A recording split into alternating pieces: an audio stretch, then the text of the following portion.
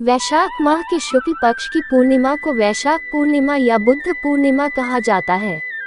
इस दिन भगवान विष्णु का पूजन करने का विधान है। वैशाख पूर्णिमा या बुद्ध पूर्णिमा का व्रत रखा जाता है। ये दिन भगवान विष्णु को समर्पित है और इसलिए इस दिन भगवान विष्णु का पूजन किया जाता है। साथ ही लोग विष्णु भगवान को प्रसन्न करने के लिए पूर्णिमा का व्रत भी रखते हैं।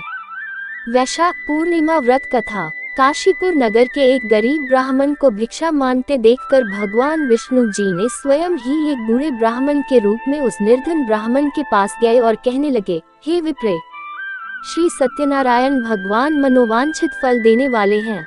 तुम उनका व्रत पूजन करो, जिसे करने से मनुष्य सब प्रकार के दुखों से मुक्त हो जाता है।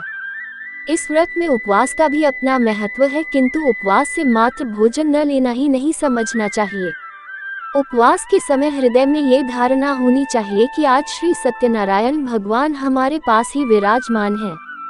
अतः अंदर व बाहर शुचिता बनाए रखनी चाहिए और श्रद्धा विश्वास पूर्वक भगवान का पूजन कर उनकी मंगलमयी कथा का श्रवण करना चाहिए। श्री सत्यनारायण की कथा बताती है कि व्रत पूजन करने में मानव मात्र का समान अधिकार है, चाहे वह निर्धन, धनवान, राजा हो या व्यवसाय, ब्राह्मण हो या अन्य वर्ग, स्त्री हो या पुरुष।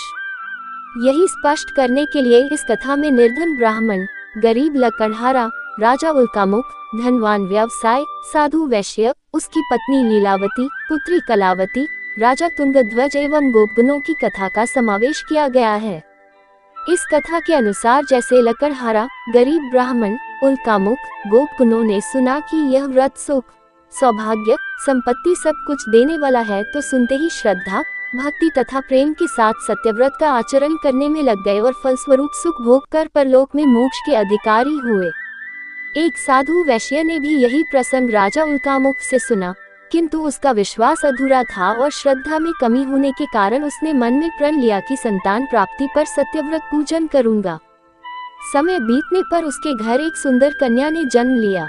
पत्नी ने व्रत की याद दिलाई तो उसने कहा कि कन्या के विवाह के समय करेंगे। समय आने पर कन्या का विवाह भी हो गया, किंतु उस वैश्य ने व्रत नहीं किया। सभी वह अपने दामाद को लेकर व्यापार के लिए चला गया। वहां उसे चोरी के आरोप में राजा चंद्रकेतु द्वारा दामाद सहित कारागार में डाल दिया गया। उसके अपने घर में भी चोरी हो गई। पत्नी लीलावती और पुत्री कलावती भिक्षावृत्ति के लिए विवश हो गई। एक दिन कलावती ने किसी के घर श्री सत्यनारायण का पूजन होते देखा और घर आकर मां को प्रसाद दिया। तब मां ने अगले दिन श्रद्धा से व्रत पूजन कर भगवान से पति और दामाद के शीघ्र वापस आने का वरदान मांगा। श्री हरि प्रसन्न हो गए और स्वप्न में राजा को कह दिया कि वह दोनों बंदियों को छोड़ दे, क्योंकि वह निर्दोष है। राजा ने अगली सुबह उनका धन धान्य तथा प्रचुर द्रव्य देकर उन्हें विदा किया। घर आकर पूर्णिमा और संक्रांति को सत्यव्रत का जीवन भर आयोजन करता रहा। परिणाम स्वरूप उसे सांसारिक सुख भोगकर मोक्ष प्राप्त हुआ।